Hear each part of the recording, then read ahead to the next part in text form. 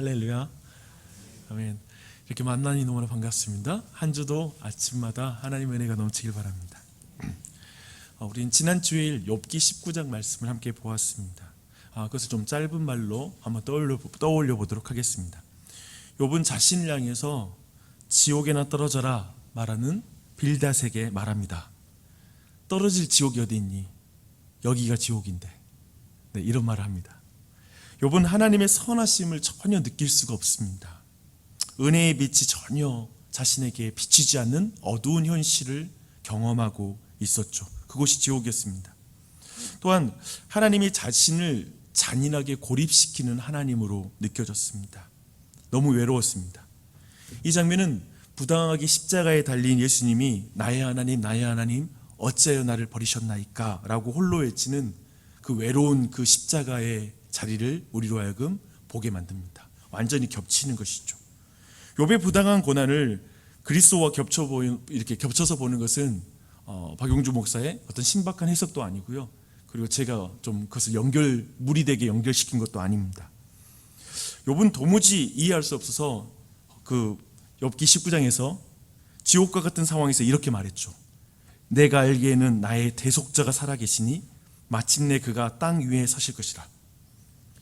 욥은 이렇게 말하는 거예요. 이제 곧 자신이 땅에 묻힐지라도 그 땅 위에, 그 무덤 위에 고엘이 서실 것이다. 대속자, 리디머가 살아계셔서 그 위에 서실 것이라고 말하고 있습니다. 욥은 그 구속자가 자신이 묻힌 땅 위에 서서 욥을 변호해 주시고 자신을 대속해 주실 것이라고, 값을 지불하시고 자신을 사실 것이라고 확신하고 있습니다. 그래서 새 친구들은 인과응보라는 그 법칙을 붙잡고 욥을 정죄하나 욥은 인과응보를 넘어 자격 없는 자에게 호의를 베푸시는 그 하나님을 붙잡고 있는 것이죠. 놀라운 것입니다. 정말 규칙이 아닌 관계를 붙잡는 거예요. 오늘 이 자리에 우리는 예배당에 나와서 수없이 많은 규칙을 붙잡고 있을 수 있어요. 나 어제 이런 규칙. 오늘 이 자리도 어쩌면 기도한 규칙을 잡고 여기에 나와 있을 수 있습니다. 하지만 하나님을 붙잡으십시오. 은혜로운 하나님. 정말 우리는 대부분 그러잖아요. 내가 이런 삶을 당해 마땅해. 왜냐하면 내가 그렇게 원인을 제공했으니까. 아니요. 그 상황 가운데 은혜로운 하나님을 붙잡는 것이죠. 그렇게 우리를 요청하고 있습니다. 놀랍죠? 지금 아브라함이 살던 족장시대의 인물로 알려져 있어요. 욥이라는 인물은. 근데 그 당대에 살아계신 대속자를 바라보고 있는 것입니다. 이걸 들으는 게 놀랐습니다. 근데 오늘은 이 욥처럼 온전한 자라고 평가받았던 다윗의 믿음에 대해서 우리가 한번 살짝 살펴보도록 하겠습니다. 이 시대는 욥이 살던 시대와 좀 다른 게 있어요. 뭐가 있냐면 율법이 있는 시대입니다. 그렇잖아요? 모세 때의 율법을 받았으니까 그 전 시대와 다른 것은 모세의 율법을 가지고 있었던 시대인 것이죠. 그래서 구체적으로 하나님의 계시가 주어진 시대입니다. 그러니까 욥은 이제 1절부터 6절에서 하나님의 창조의 위대함과 그 신비를 드러내는 그 하늘과 궁창 그리고 태양에 대해서 이렇게 묘사하고 있습니다. 그런데 2절을 잠깐 보겠습니다. 날은 날에게 말하고 밤은 밤에게 지식을 전하니. 근데 흥미롭게도 다윗은 자연을 의인화시켜요. 되게 사람처럼 지금 느끼고 있어요. 지금으로부터 제가 이것과 관련된 좀 이게 삶에서 일상을 의인화시키는 어떤 물질과 자연을 의인화시키는 한 인물을 제가 소개해 드리도록 할게요. 5, 6년 전쯤에 저희 가족과 함께 지금 네팔에서 티베트 쪽 선교를 하고 있는 최익두 선교사님이 선교하던 지역에 방문했습니다. 그때에는 중국에 계셨어요. 근데 그때 제가 방문했을 때 당시 선교사님이 타고 다니는 차가 있었거든요. 근데 그게 사실은 언제 서도 이상할 것이 없는 차였어요. 그 정도로 오래된 차였어요. 그리고 정말 언제 고장날지 모르겠는 거예요. 근데 신기하게 차를 탈 때마다 선교사님이 이름을 부르면서 오늘 잘 부탁해 막 그러면서 차를 타. 그리고 막 운전하다가 너무나 힘을 내줘서 고마워. 그리고 차를 타고 이제 내릴 때에는 야, 오늘도 너무 수고했어 막 그런 말을 하는 거예요. 그래서 왜 이러는 거야? 왜 이런 식으로 지금 이상한 행동을 하니까 제가 좀 이상하게 봤어요. 근데 제가 정말 그 최익두 선교사님을 개인적으로 친구로서도 그리고 선교사로서도 굉장히 존경하는 사람인데 무엇보다도 하나님과 매일마다 동행하는 것에 온통 마음을 쏟고 있는 장면인데 그 특징이 그거였어요. 뭔가를 의인화시켜요. 자연을 의인화시켜서 보고 그리고 어떤 물건도 의인화시키는 거예요. 그래서 그 안에서 하나님의 간섭과 통치를 보는 것, 하나님을 노래하는 것으로 느끼는 것, 그렇게 느껴서 지내는 것을 보았습니다. 근데 다윗에게 그 특징이 보이는 거예요. 자연을 볼 때 의인화돼요. 그래서 하나님을 높이는 것처럼, 야 꽃아 오늘 너가 하나님을 찬양하고 있구나, 이렇게 느끼는 거예요. 예를 들면 그러니까 그게 지금 성경적이라는 거예요. 이게 단지 그냥 상상력이 아니라 그렇게 모든 일상을 보는 거예요.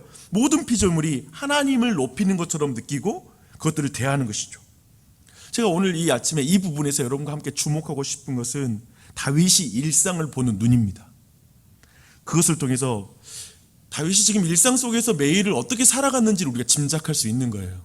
그래서 오늘 우리가 나아갈 때, 오늘 이제 이 예배당을 나서서 나갈 때, 아유 오늘 해가 또 떠네, 해가 떠서 저렇게 하나님을 찬양하네, 이렇게 노래할 수 있고, 그리고 오늘 하루에 만나는 사람과 일상 속에서 그렇게 하나님과 동행하는 법을, 모든 것을 통해 하나님 보는 그런 눈이 우리 안에 있기를 바랍니다. 아멘. 네, 그런데 다윗은 일반 계시만이 아니라 이제 특별 계시인 율법을 더욱 애찬하고 있습니다. 더 찬양하는 것은 특별 계시예요. 그래서 우리에게 보여주고 있어요. 자연과 비교할 수 없을 정도로 하나님을 분명하게 드러내기 때문에 그렇습니다. 그리고 우리에게 탁월하게 우리에게 하나님을 나타내고 있기 때문에 그렇습니다. 여러분, 특별히 첫 번째, 시들어 죽어가는 그런 식물을 소생시키는데 뭐가 탁월하죠? 물이 탁월하죠. 물을 부어주는 것, 그게 탁월하죠. 그것처럼 하나님의 말씀, 율법, 다양하게 표현되는데요, 교훈과 계명, 여호와를 경유하는 도는 자신의 영혼을 소생시킨다고 말하고 있습니다. 거기에 탁월하다고 말씀하고 있어요. 여러분 한번 잘 생각해 보세요. 여러분의 막 영혼을 소생시키는 것이 무엇인지. 은행 잔고에 한 1,000만 원이 탁 들어와. 환해지지 않아요? 저 좀 그랬으면 좋겠는데 얼마나 환해지겠어? 그렇죠? 마음껏 내가 좀 플렉스 할 수 있는, 뭔가를 내가 원하는 걸 하나 딱 구입할 수 있는 그런 것이 내 안에 딱 그런 여건이 만들어지면 우리의 마음이 얼마나 밝아져요? 그것처럼 정말 실효적으로 자신의 영혼을 소생시키는데 그 말씀이 탁월하다고 말해요. 7절입니다. 여호와의 율법은 완전하여 영혼을 소생시키며, 영혼을 소생시키죠. 더하여서 여호와의 증거는 확실하여 우둔한 자를 지혜롭게 하며. 여기에서 우둔한 자라는 게 무슨 뜻이냐면요, 단순한 자라는 뜻이에요. 뭐냐면 자기 가치관과 신념 한 가지만 옳다고 생각하면서, 옳다고 생각하기 때문에 쉽게 잘못된 판단과 선택을 하는 미숙한 자, 그게 바로 우둔한 자예요. 그런 거 있잖아요. 사람이 자기 고집, 자기 방법 딱 하나 잡기 때문에 아주 우둔한 자가 되어서 잘못 판단하는 경우가 참 많잖아요. 욥기에서는 어떻죠? 인과응보라는 한 가지 원리만을 붙잡고 욥을 정죄하고 그리고 욥을 비난했던 새 친구와 같은 자, 그가 우둔한 자이죠. 쉽게 여러분, 근데 이 우둔한 자를 여러분 생각할 때 우둔하다 그러니까 약간 지식도 없는 것 같고 미련한 자처럼 느껴지잖아요. 그런 의미가 아니에요. 오늘날 여러분 잘 보세요. 한 분야의 전문가라고 부르는 이들, 지식인이라고 부르는 이들, 또 직관력이 뛰어나다고 말하는 이들, 그들 사이에서 우리는 우둔한 자들을 쉽게 만날 수 있습니다. 굉장히 자기 고집이 더 세요, 전공자들이. 그리고 대화가 안 되는 걸 느낄 때가 있어요. 그렇지 않아요? 때는 오늘날 그 법 이렇게 판결하는 거 볼 때, 야, 일반 상식하고 너무 거리감이 있는 그런 판결을 한다, 그런 생각을 할 때도 되게 많잖아요. 그렇죠? 근데 그들이 얼마나 탁월해요. 특별히 자신의 영역에서 하나님의 간섭이 가능하다고 믿지 못하기 때문에 자기 방법을 고집하는 것, 그저 자연 자체에서 원인과 결과를 따져서 그 안에서 노력하며 사는 자들, 그래 내 노력으로 다 되는 것처럼 고집하는 자들이 우둔한 자이죠. 하나님이 간섭하는 걸 믿지 못하는 것이죠. 하나님이 함께하는 걸 믿지 못하는 것이죠. 하나님이 섭리하는 것을 못 믿는 것이죠. 하나님이 지금 이 가운데 동행하고 있다라는 걸 못 믿는 것이죠. 그럴 때 우리는 그저 자신의 가치관과 신념에 딱 매여서 살아가게 되는 것, 그게 바로 우둔한 자이죠. 그런데 하나님의 법은 하나님의 율법은 그런 자에게 지혜를 주는 거예요. 할렐루야. 그것을 우리 믿는 것이죠. 그런 우리를 그렇게 하나님을 지혜롭게 하는 게 하나님의 말씀입니다. 하나님이 지금 이것을 통해 말씀하고 계시구나. 하나님이 여기에서 일하고 계시구나. 말씀 보니까 깨달아지는 거예요. 아유, 지금 내가 이게 원망할 게 아니네. 내가 이렇게 외로움을 느낄 문제가 아니구나. 하나님 함께 계셨구나 라는 걸 말씀을 통해 깨닫는 거. 바로 그렇게 지혜를 주는 것이죠. 오늘 이 아침에 이 말씀 들으니 더 우리 안에 믿음이 생기잖아요. 오늘 하루가 기대가 되잖아요. 그렇죠? 그러니까 그것이 바로 말씀이 너무나 좋은 거죠. 이어서 다윗은 여호와의 교훈은 정직하여 마음을 기쁘게 한다라고 말하고 있습니다. 생각해 보세요. 이 말씀이 어떤 의미냐면 이런 의미기도 해요. 여러분 사람들이 말이 나에게 기쁨이 될 때가 언제예요? 아마 그것은 내가 너무나 원하는 말, 내가 듣기 좋은 말을 해줄 때, 때로는 아첨하는 말이라도 그냥 그런 말이 기뻐요. 나 칭찬해주고 나 좋으라고 하는 말이 우리를 참 즐겁게 만들 때가 있어요. 근데 그것도 식상할 때가 있는 것 같아요. 그죠? 너무 좋은데요? 너무 멋지세요. 근데 왠지 빈말 같고 진심이 안 담긴 것 같고 그냥 칭찬이라는 게 내 안에 그렇게 와닿지 않을 때가 있어요. 그런데 오늘 여호와의 말씀은 정직하여 내 죄악을 도려내는 하나님의 진실한 말이 다윗은 즐겁다고 말하는 거예요. 그 말씀이 주님 가능하면 제게 정직하게 말해주세요. 여러분 그렇게 기도해 본 적이 있으세요? 하나님 정직하게 내가 죄가 있으면 죄가 있다고 말씀해 주세요. 내가 부분이 문제가 있으면 문제가 있다고 제게 말씀해 주세요. 제가 그거 모르면 문제 안고 살게 돼요. 고쳐주세요. 이렇게 말할 때 여호와의 법은 정직하여 나의 죄를 드러내도 그것이 다윗은 즐거운 거예요. 왜냐하면 마치 나단이 밧세바를 범하고 자신의 죄를 깨닫지 못하고 있던 다윗에게 와서 그의 죄를 깨닫게 하는 그 말씀을 주었을 때 그는 밤새워 자신의 침상을 적시는 눈물을 흘리면서 고통스러워하죠. 하지만 돌아보면 그 말씀이 자신을 살리는 거예요. 잠시 근심이지만 자기의 영혼을 살리는 근심을 주는 그 정직한 말씀이어서 다윗은 누구보다도 그 감각이 있는 거예요. 주님이 내게 정직하게 말씀해 주신 게 제게는 기쁨입니다 라고 말하는 그러한 자리에 있었던 것이죠. 그래서 다윗은 하나님의 율법과 관련해서 이런 여러 가지 말씀을 돌아볼 때 그래서 탄성을 지르는 거예요. 이렇게 말해요. 여호와를 경외하는 도는 정결하여 영혼까지 이르고 여호와의 법도도 진실하여 다 의로우니 이제 보십시오. 여호와의 금 곧 많은 순금보다 더 사모할 것이며 꿀과 성의꿀보다 더 달도다. 또 주의 종이 이것으로 경고를 받고 이것으로 지킴으로 상이 크니이다 라고 이렇게 말씀하고 있습니다. 그렇죠? 다윗은 말씀을 지킴으로 이렇게 상이 크다라는 것도 잘 알고 있습니다. 하지만 누구보다 다윗은 있잖아요. 말씀을 깨뜨림으로 정말 고통스러운 쓰디쓴 인생을 산다라는 것도 너무 잘 알아요. 우리가 아는 것처럼 다윗을 밧세바를 범하는 이후에 그 가정 안에 그 일로 말미암아 자기의 아들이 자신의 침상을 더럽히는 일도 경험하게 되는 것이죠. 참 죄가 무섭다라는 걸 누구보다도 우리에게 다윗은 정확하게 알려주고 있죠. 그래서 12절부터 이 기도는 있잖아요. 사실은 약간 욥의 어떤 항변과 욥기의 내용들은 부당한 어떤 고난이잖아요. 근데 어쩌면 우리에게는 다윗이 좀 더 가까울 것 같아요. 어쩌면 자신의 의로움도 있지만 죄도 많았던 다윗, 그 가운데 드렸던 12절부터의 기도는 어쩌면 이 아침에 우리가 해야 될 기도라고 저는 믿어요. 한번 그 말씀을 제가 다시 한번 이 기도를 읽겠습니다.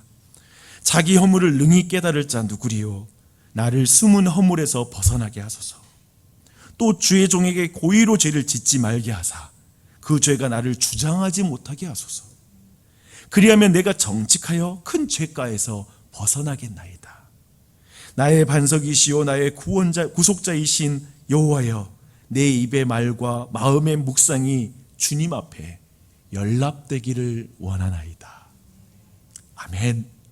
이 기도를 이 아침에, 아니 오늘 하루에 이 12절부터 14절의 말씀을 순간순간 오늘 하루에 틈만 나면 읽어보세요. 그걸 기도로 기도문이니까 이 기도 자체를 한번 3번 이상 내가 오늘 읽어보는 걸 한번 적용해 보셨으면 좋겠어요. 다윗은 아는 거예요. 잘 보니까 내 안에 허물이 없을 수가 없다는 걸 아는 거예요. 자신의 부족함을 느끼는 거예요. 그래서 자기의 힘으로 분명 말씀 지키면 우리 모두 상 받는다는 거 알고 있고, 말씀을 어기면 참 쓰디쓴 인생을 만난다는 거 다 알잖아요. 근데 그걸 살아낼 능력이 없는 거예요. 그렇죠? 그래서 기도하는 것이죠. 주님, 정말 내가 고의로 죄를 짓지 말게 해주십시오 라고. 그리고 죄가 나를 주장하지 말게 해주십시오. 그러니까 죄를 주장하면, 내가 죄를 깨닫지 못하고 허물을 깨닫지 못하면 계속 죄를 쌓게 되고 나중에 더 큰 죄과를 내가 받게 됩니다. 그러지 말게 해주십시오 라고 이렇게 말하는 것이죠. 그래서 자신이 그 가운데 그러나 이 기도의 절정은 저는 14절인 것을 라고 생각해요. 나의 반석이시오 나의 구속자이신 여호와여. 여기서 구속자가 지난 주일 욥기에서 대속자라고 부른 그 단어와 똑같아요. 고엘이에요. 그러니까 뭐냐면 욥도 그렇고요, 다윗도 그렇고요, 대속자가 필요해요. 우리도 대속자가 필요해요. 우리의 힘으로는 살 수 없어요. 흥미롭죠? 참 열심히 사는 사람이, 새벽부터 일어난 사람이 새벽부터 기도하는 거예요. 이것도 재밌죠? 게으른 자가 아니잖아요. 우리가 우리 힘으로 열심히 살아 그러나 되지 않는다라고 인정하는 거죠. 기도해야 돼. 내겐 대속자가 필요해. 나 오늘 이 한날도 하나님의 도움이 없으면 내 허물을 깨달을 수 없어. 내 죄가를 깨달을 수 없고 더 죄를 쌓을 뿐이야. 하나님 도와주세요 라고 이렇게 간구하는 것이죠. 사랑하는 여러분, 그렇게 오늘도 다른 어떤 것보다 우리의 구속주를 붙잡고 나가는 것, 그분만이 내 인생의 반석이다 라고 신뢰하며 그 반석 대신 예수 그리스도 위에 내 인생을 짓는 것, 오늘이라는 하루를 그분 위에 짓게 해달라고 간구하는 것이 이 아침에 필요한 것이죠. 그래서 이 아침에 그렇게 기도하세요. 그래서 오늘 이 기도문을 다시 한번 기억하면서 이 기도문으로 함께 하나님께 나아가는 그런 이 아침이 되시길 바랍니다. 이번 주 특별히 이런 기도를 부탁을 좀 드리고 싶습니다. 특별히 오늘 어제가 스승의 날이기도 했는데, 돌아오는 주가 우리 교회 스승의 주일이기도 하고 교사 주일이기도 하고, 특별히 이 교회 안에서 말씀을 가르치는 사람들을 위해서 기도해 주셨으면 좋겠습니다. 항상 목회자를 위해서 기도해 주십시오.